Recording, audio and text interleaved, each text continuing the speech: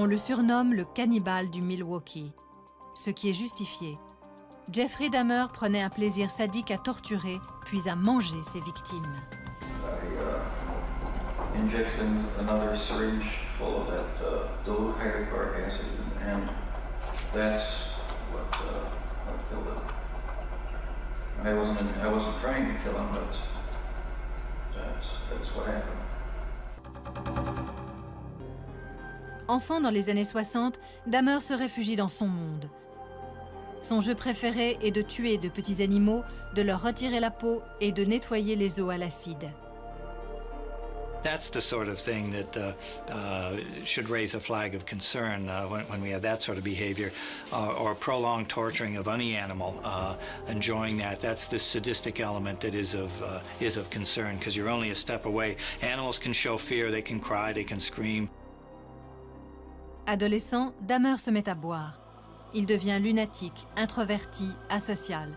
Peu après la séparation de ses parents en 1978, il frappe pour la première fois. Il prend un adolescent de 19 ans en autostop et a des rapports avec lui. Puis, il lui fracasse le crâne avec un pied de biche. Dahmer traîne ensuite le corps dans un vide sanitaire, le démembre et stocke les morceaux dans des sacs en plastique. Some of it had to do with loneliness. He didn't want these people to leave, so he killed them to keep them around. I think that was sort of unique, perhaps, to Dahmer. Dahmer commence alors à hanter les bars gays de Milwaukee et de Chicago à la recherche de victimes. Ce sont toujours des hommes jeunes, noirs pour la plupart. Somehow the violence and sexuality got paired. Violence itself becomes eroticized, and that becomes the exciting part of it. Plus tard, Dahmer confiera naïvement ses méthodes dans une déposition à l'avocat Robert Slattery. C'est une vidéo inédite à la télévision. You would make offers to lure young men by offering them money. Sometimes, yes. And what you'd offer them money for is for the taking of pictures. Occasionally. You'd also offer them drinks. Mm-hmm. Your answer is yes? Right. And you didn't necessarily propose a sexual encounter, but you hoped that it would lead in that direction. Right. The other procedure that you utilized was to drill holes through the bone, through the skull areas. Yes. What did you inject into the hole? Sometimes hot water, sometimes a weak acid solution. What sort of acid? Hydrochloric. Now, what was the purpose of that drilling technique now? To put the person in a sort of zombie-like state. I didn't know exactly what it would do, but I was experimenting, if you will. What do you mean when you say a zombie-like state? What are you trying State to where he would be willing to just follow my orders and not want to leave. La série de meurtres de Dahmer s'étale sur 13 ans. Elle se termine en juillet 1992, toujours à Milwaukee. Dahmer menotte une nouvelle victime dans son appartement. Mais l'homme de 32 ans parvient à s'échapper. Il conduit la police chez Dahmer. Ils y trouvent les restes de 13 cadavres, dont des têtes humaines dans le réfrigérateur. He would murder them and decompose them, he cannibalized them. There were photos of some of the most ghastly things that you could ever imagine happening to a human being that Dahmer did to his victims.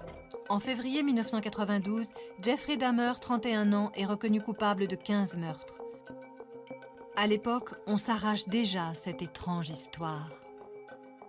Everybody was trying to do a Dahmer thing, you know, it was sick, disgusting, exploited for money. Book writers, movie makers. It's okay for them to make money, but God forbid that the families of the victims should get anything for what happened to them.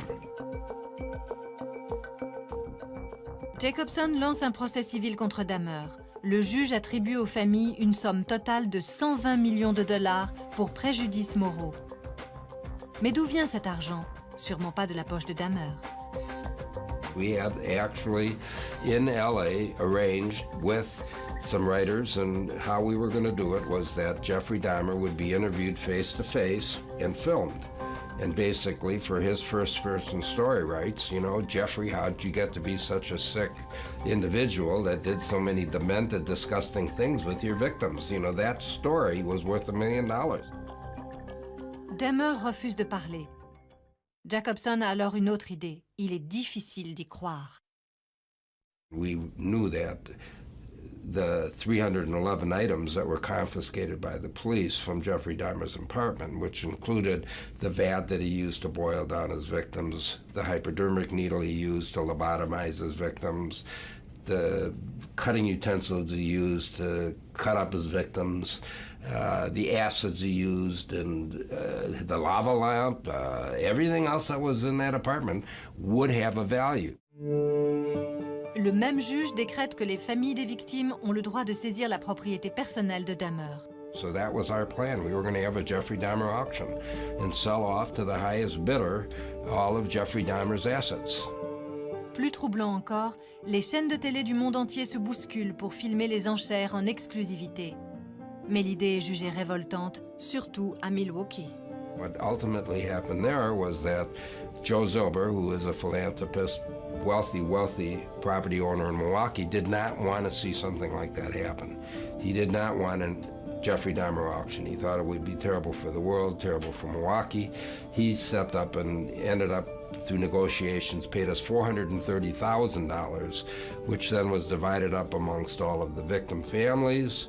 My fee, of course, I gave to charity, and that's how that ended. Oui, mais la collection morbide est toujours là. Joe Zilber finira par faire détruire les biens de Dahmer. Jeffrey Dahmer mourra en prison, battu à mort par l'un de ses co-détenus.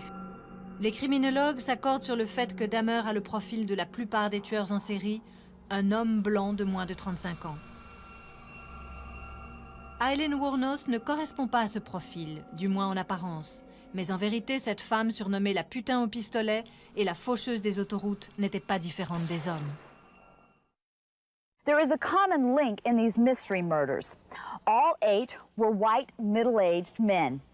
They had all been robbed, their vehicles stolen and abandoned, and they had been shot with a small caliber gun and their bodies dumped in rural areas similar to this one. Black widows, they murder their husbands for the money or what have you. Nursing home murders. You've got angels of mercy killings in hospitals. But she, to the best of my knowledge, was the only serial sexual killer who was a female. And that makes her very interesting. Tout comme Jeffrey Dahmer, Eileen Wuornos vient d'une famille à problème. Son père, Leo Wuornos, est en prison pour le viol d'une fillette. Il se pendra dans sa cellule. Lorsqu'Eileen a à peine 4 ans, sa mère l'abandonne chez des proches. Eileen Wuornos had a very disturbed childhood. She had severe mental illness. She also had a motive of rage and revenge against the people that she felt had destroyed her as a young child. À 14 ans, Eileen est enceinte. She hid her pregnancy for 6 months. Finally, after 6 months, she had to disclose her pregnancy, at which time she was immediately sent to a home for unwed mothers. Elle fait adopter l'enfant, puis prend la route. She wound up being a prostitute, in which prostitutes are almost by definition abused by the men around them. So after this long period of abuse, she starts killing people. I saw him coming toward me, and I was going to turn to look at him, and before I even got a chance to turn to look at him, he whipped a cord around my neck. He said, "You're going to do everything I tell you to do, and if you don't, I'll kill you right now." Eileen tue l'homme, elle tuera à nouveau. Toutes ses victimes sont des clients. She apparently gets some kind of a sexual thrill out of the actual killing of these guys. So then, and I think that what this is a kind of just such a reversal of roles. En 1989 et 1990, Wuornos abat 6 hommes en Floride. La police la retrouve et l'arrête en janvier 1991. Wuornos avoue les 6 meurtres. En 1993, elle est condamnée à mort. 9 ans plus tard, elle est exécutée par injection dans une prison en Floride. Elle a 46 ans. Entre-temps, on écrit des livres et on tourne des films télé. Puis, en 2003, l'histoire d'Aileen Wuornos arrive au cinéma avec Monster, encensé par la critique comme par le public. She wasn't glamorized in that movie. She was pretty well portrayed as just pathetic.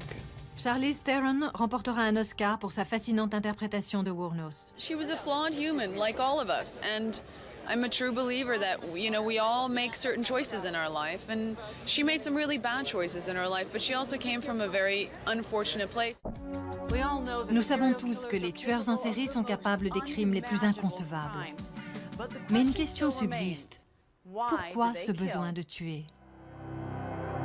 Most of them are killing for power or out of rage. They want to have control.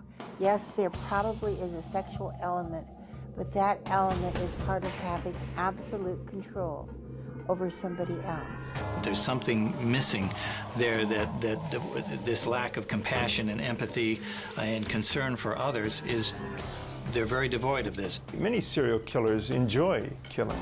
I think it was Ted Bundy who said that when he was strangling a victim or killing a victim, and he saw the life go out of the eyes, that was the greatest moment. He felt like God. They're completely disconnected from humanity in general.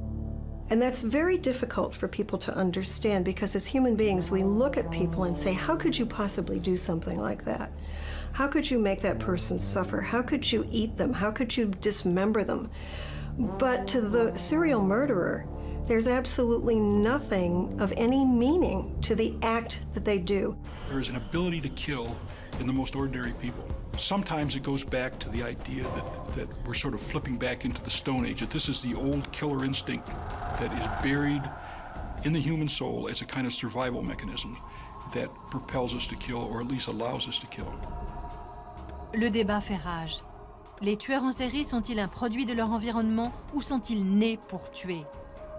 There may be a genetic predisposition to violence, and then if somebody has that and they're brought up in an abusive environment, then we're almost guaranteed to create a monster. But we also know that a lot of people have been brought up in abusive environments and they do not become serial killers and serial rapists or violent offenders. So it isn't just nature alone, it isn't just nurture alone, it's quite often some not well understood nature-nurture tango that create violent offenders. Something goes wrong in prenatal life. This is not passed down in families. This is not something that occurs in generations.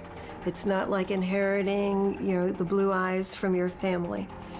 This is something that doesn't express itself until you're in your early teens, when brain chemistry, when brain hormones, and brain structure are all changing. Because this is the age at which the first murder occurs for the serial killer.